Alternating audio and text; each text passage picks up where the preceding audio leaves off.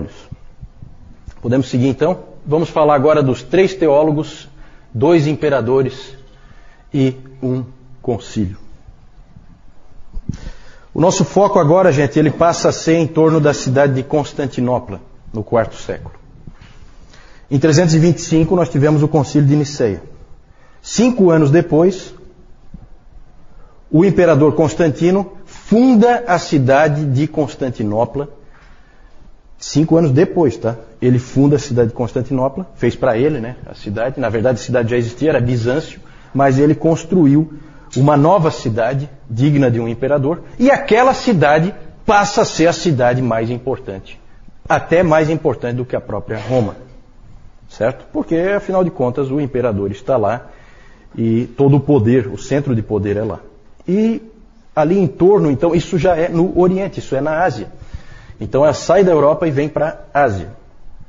E ali então, as coisas que nós vamos falar estão ali próximas de Constantinopla.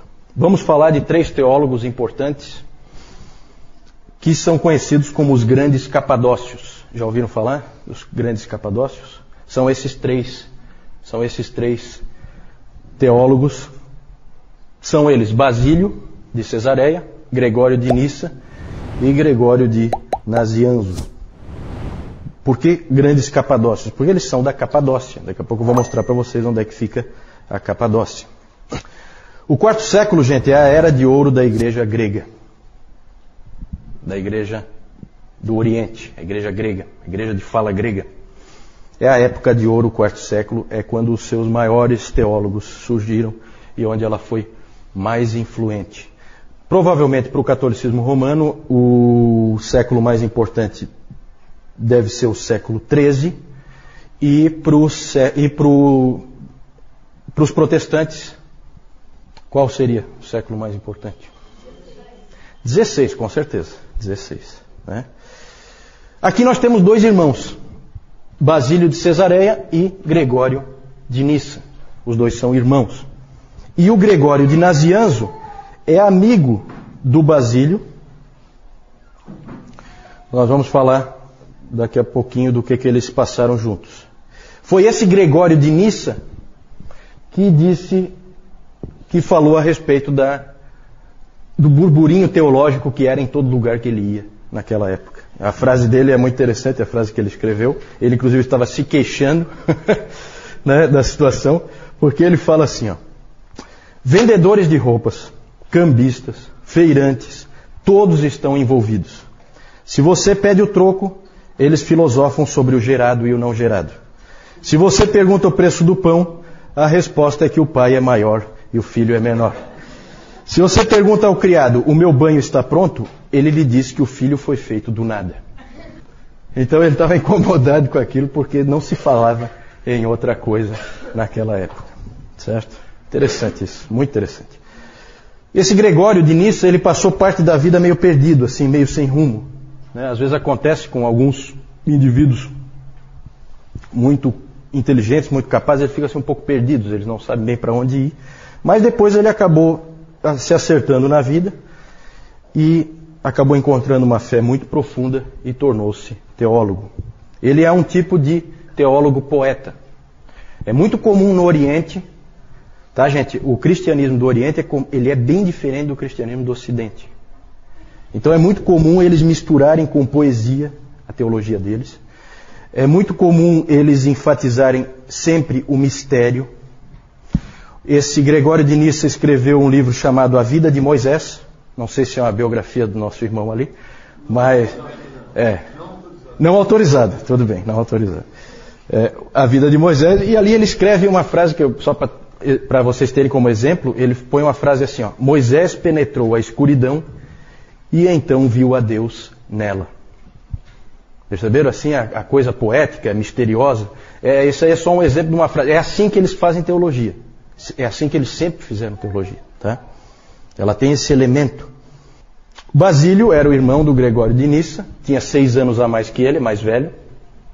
E ele estudou na Academia de Atenas. Esses caras são muito bem preparados. O Basílio de Cesareia estudou na Academia de Atenas e lá ele conheceu um sujeito que passou a ser um colega para a vida toda dele, que é o Gregório de Nazianzo. Os dois estudaram juntos na academia de Atenas e depois foram monges juntos no deserto, certo?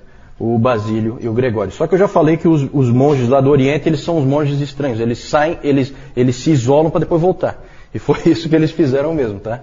E o Basílio, eu já falei do Basílio, vocês provavelmente não lembram, quando nós falamos do monasticismo, o Basílio, ele apoiou o modelo de monasticismo do Pacômio, que era o de pequenos grupos da vida comum. Ele apoiou e foi ele que falou aquela coisa assim, que você tem que ter alguém com quem expressar a tua humildade. Ele falou que para Jesus Cristo lavar os pés, ele não podia ser os pés dele, tinha que ser os pés de outra pessoa. Foi o Basílio que disse isso. E o Basílio é famoso por ter criado a regra do monasticismo do Oriente. Certo? Não o monasticismo do Ocidente. Porque no monasticismo do Ocidente, quem criou a regra? Benedito de Núrcia. Exatamente. Certo? Quem copiou quem? Bom, como o Benedito está longe de nascer aí ainda, então eu acho que o Benedito é que copiou o Basílio. Tá? Basílio e Gregório tinham também uma irmã mais velha, chamada Macrina. Ela influenciou profundamente esses dois rapazes na fé. E o Gregório de Nissa, o irmão do Basílio, escreveu mais tarde um livro, A Vida de Macrina, em que ele conta então a história dessa Macrina. Macrina fundou vários mosteiros para mulheres.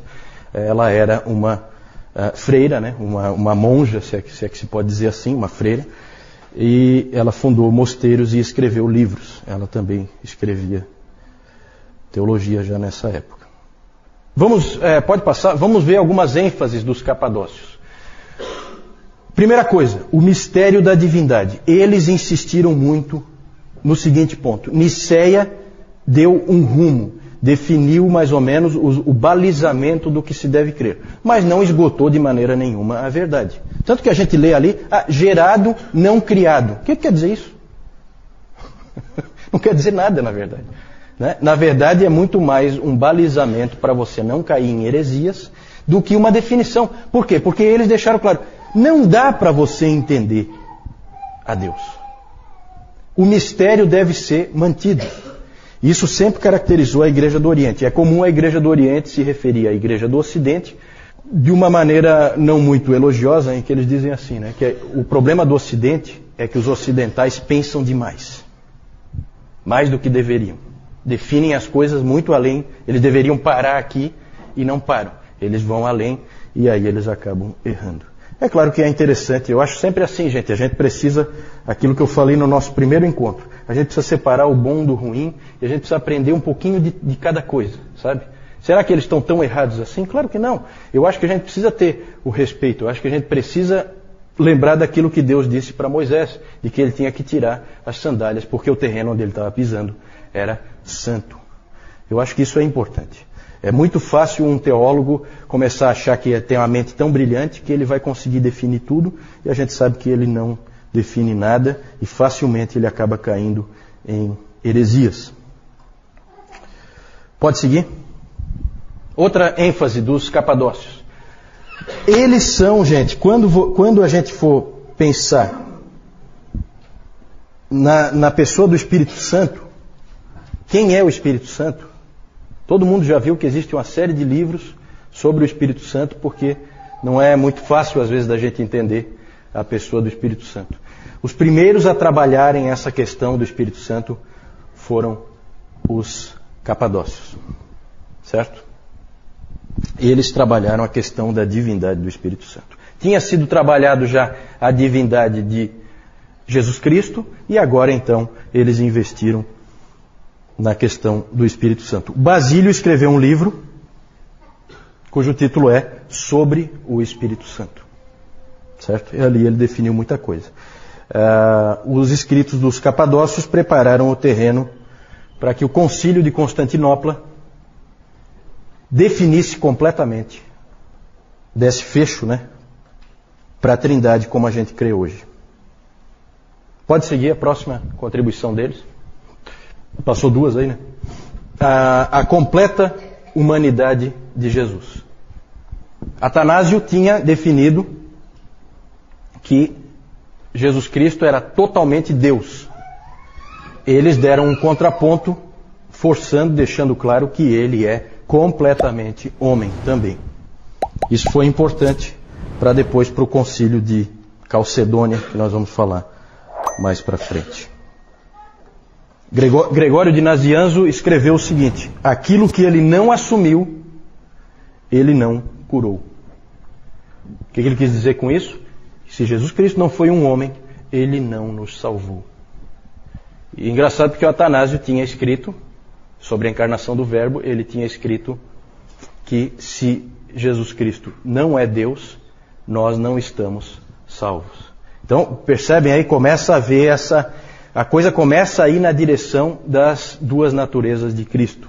Isso aí vai gerar um problema seríssimo na igreja um pouquinho mais tarde. Mas os pais capadócios ajudam nesse debate. Pode seguir? E outra marca importante deles é o cuidado dos necessitados. Nisso aí nós temos que lembrar sempre de Basílio. Basílio é conhecido como Basílio o Grande. Na história, gente, um monte de gente é o Grande. Certo? O Constantino o Grande. O Papa Leão I o Grande. Gregório o Grande. Certo? Um monte de gente é o Grande. Quem deu esse nome, o Grande? Quem? Eles mesmos? Não, né? Os historiadores, né? Os historiadores dizem, não, esse aqui é o Grande. Basílio foi diferente. Ele era chamado de Basílio o Grande pelos pobres e necessitados. Porque eles diziam, esse é um grande homem. O Basílio, ele fez muito, mas muito mesmo, pelos necessitados de Cesareia, onde ele era bispo. Ele foi bispo de Cesareia.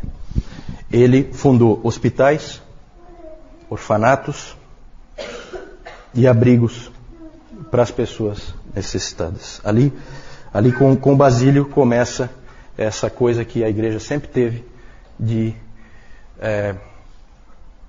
investir nesse tipo de instituição, né? Hospitais, orfanatos, amparar os necessitados, amparar os que precisam. Houve tempo em que o Estado não fazia absolutamente nada nesse sentido. Quem fazia era a igreja. Hoje a maioria das igrejas faz pouco isso, porque o Estado já ampara os necessitados normalmente. E aí a gente acabou perdendo uma bela oportunidade de testemunho em função disso. Pode seguir? Só lembrando que o Gregório de Nazianzo escreveu um livro sobre o amor aos pobres. É impressionante, gente, como esse pessoal escrevia livros, tá? A produção literária deles é uma coisa que realmente assombra. Eu não sei, e vocês imaginam como eles escreviam, né? Não tem a canetinha Bic, muito menos um processador de texto, uma coisa assim, né? Não era fácil, mas eles produzem muito. Sobre o amor aos pobres, o livro do Gregório de Nazianzo. Então esses eram os capadócios, vejam que eram homens importantíssimos, foram importantíssimos na história da igreja, marcaram muitas posições que depois foram usadas por outros. É sempre assim, tá? A história da igreja é sempre assim. Um constrói em cima do que o outro já estabeleceu. Pode ver que isso é bem claro. Vamos falar, aí agora essa parte aí eu não vou gostar muito não. Essa parte aí eu até tinha pensado em tirar, mas sou obrigado a falar, não tem jeito. O momento histórico aí exige. Vamos falar dos dois imperadores. Esse primeiro mesmo eu queria ter riscado, eu não queria falar dele. Mas pode passar, vamos lá, vamos falar dele. Não tem jeito. Esse cara aí, ele dá uma raiva. Tem gente que está descontando lá. Tem gente feliz. A vingança é um prato que se come frio, né?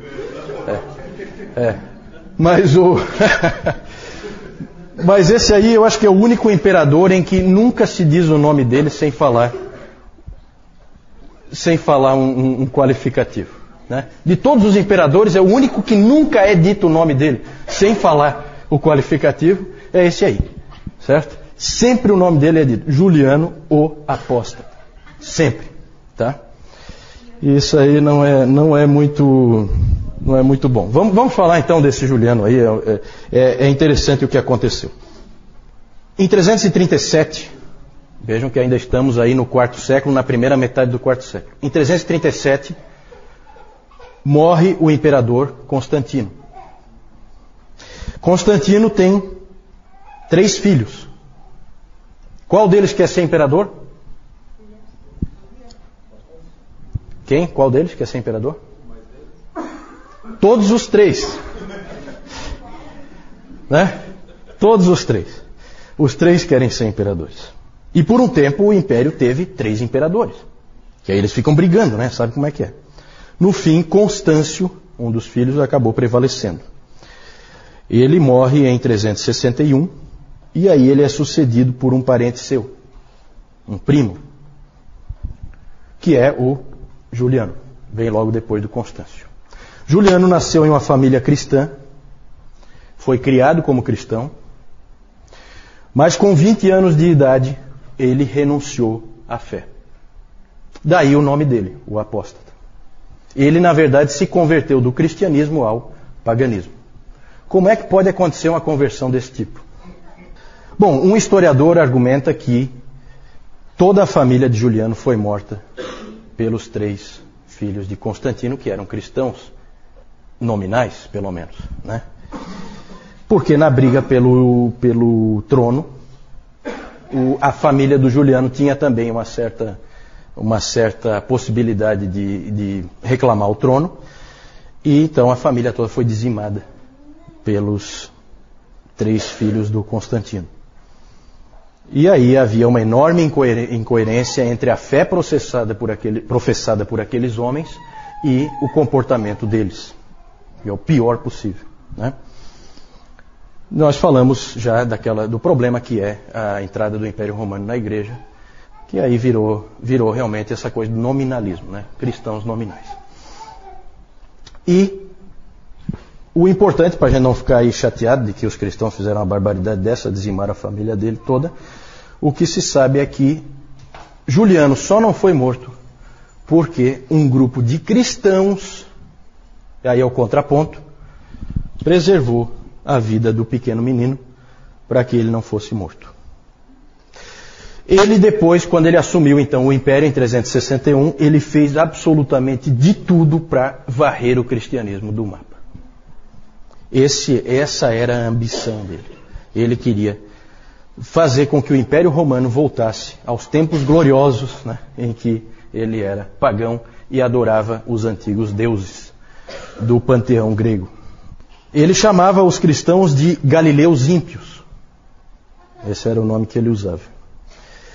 Ele disse uma vez que o único problema que ele achava para acabar com a influência dos cristãos e fazer com que eles desaparecessem era que eles investiam demais em boas obras. Faziam coisas muito boas na sociedade e isso gerava dificuldade para ele. Inclusive ele disse o seguinte: eles cuidam não só dos pobres deles, mas dos nossos também. Então isso aí incomodava ele, incomodava profundamente. Vejam a igreja sempre testemunhando, né, no cuidado dos pobres e necessitados. Na providência de Deus, gente, o governo dele durou pouquíssimo, só 2 anos. Ainda bem, Deus deu um jeito de matá-lo logo, né? Ele só reinou 2 anos. Morreu em batalha contra os persas. Lembra que eu já falei que os persas eram a grande ameaça, os grandes inimigos no Oriente, né, do Império Romano. Por isso que a capital foi para Constantinopla, né, foi para o Oriente, porque os persas estavam logo ali. E se diz que as últimas palavras dele, quando ele foi ferido mortalmente em batalha contra os persas, foram as seguintes: tu venceste, ó Galileu. E de fato o Galileu tinha vencido, né? Quem é Juliano para afrontar o Senhor Jesus Cristo? Depois disso, com a morte de Juliano, o Império voltou a proteger o cristianismo, tudo voltou a ser como era antes. Por isso que ele é tão marcante, porque é só ele tentou fazer isso, mais ninguém. Depois já voltou tudo ao que era antes com Constantino. Precisamos falar ainda, pode passar, de um outro imperador dessa época. Houve mais imperadores, tá? É que esses aí são marcantes. Esse Teodósio, ele é muito importante pelo seguinte. Ele se tornou imperador em 379 e a grande mudança que ele introduziu é que ele tornou o cristianismo a religião oficial do Império Romano. Isso Constantino não tinha feito. Ele apoiou o cristianismo e tal, mas não era a religião oficial do Império. O Teodósio colocou como religião oficial do Império. O que isso implica? Implica em perseguição a todos os outros. Porque o Império só vai aceitar esta religião daqui para frente. Então, gente, olha que interessante. Começa a haver perseguição aos pagãos. Os templos pagãos começaram a ser destruídos. O Teodósio botou abaixo mesmo. E ele também estabeleceu leis contra heresias. Porque não é só que você tem que ser cristão para viver no Império. Você tem que ser cristão ortodoxo. Se você tiver uma heresia lá, você crê em alguma coisa que não seja da ortodoxia, também é punido. Certo? E aí começa uma coisa que ficou conhecida como a cristandade. Já ouviram falar da cristandade? O que é a cristandade? Estado e igreja unidos, uma coisa só, andando juntos. Isso aí, gente, durou até a Reforma e depois da Reforma ainda, igreja e Estado andando juntos. Começou aí com o Teodósio. Teodósio, na verdade, ao tentar proteger o cristianismo, fez muito mais mal a ele do que o Juliano tinha feito. Certo? Essa que é a verdade. Pode passar? E por fim, nós falamos 3 teólogos, 2 imperadores e um concílio. Tudo isso aí no 4º século. Vejam só, prestem atenção no 4º século. Como é que começou o 4º século? Em 303, começa a pior perseguição que já houve contra os cristãos. Como é que termina o 4º século? O cristianismo é a religião oficial do Império Romano. Impressionante, né? É revolucionário esse 4º século. É uma coisa impressionante. O 2º concílio ecumênico, segundo é o concílio de Constantinopla. Aqui nós estamos terminando o 4º século, né? Já estamos no ano 381. Foi convocado pelo imperador Teodósio, esse concílio, e o principal tema foi a divindade do Espírito Santo. Lá foi feita a amarração final do credo niceno, porque o credo niceno falava do Pai, falava do Filho, e daí só citava o Espírito Santo sem qualificar nada. Aí em Constantinopla houve a qualificação e o Espírito Santo foi considerado homoousios, com o Pai e o Filho. Certo? Vocês que já estão aí feras em grego, vocês sabem o que isso significa. De mesma substância que o Pai e o Filho. Na verdade, o que nós hoje chamamos de credo niceno já é a versão modificada de Constantinopla. Certo? Então, quando se fala o credo niceno já é a versão de Constantinopla, porque ali houve, na verdade, um acerto. Ok, podemos seguir? Aqui vou mostrar para vocês, então, Capadócia, na Ásia Menor. Ásia Menor é essa ponta aqui, né, da Ásia. Aqui é a Capadócia. Onde está Constantinopla? Constantinopla sempre é uma ponta, né? É a ligação Ásia e Europa. Ali existe uma ponta em que a Ásia e a Europa se ligam, né? Por isso que é estratégico. Você fica ali e você protege toda a Europa de quem vem daqui, certo? Que seriam os persas, né? Os persas vêm, acho que daqui, né? Isso. Pode passar? Aí os teólogos, o Basílio, Gregório de Nissa, os dois são irmãos, Basílio 6 anos mais velho que o Gregório, e o Gregório de Nazianzo, amigo do Basílio. Pode passar? Os 2 imperadores aí, o feioso lá, Juliano o apóstata, e o mais feio ainda, Teodósio I, né, são os dois imperadores importantes aí, além de Constantino, é claro, no quarto século. Pode passar. Aí só para mostrar para vocês Constantinopla. Aqui é o Estreito de Bósforo, né? Para lá é o Mar Negro e aqui é o Mar Mediterrâneo. O Estreito de Bósforo liga os dois e aqui fica Constantinopla. Lá tem um mapa, lá mostra vários muros de proteção, vários muros. Cada imperador que assumia lá construía mais um muro, né? Porque o muro dá uma certa vantagem na hora de uma guerra, né? E então vocês veem aqui como é próximo.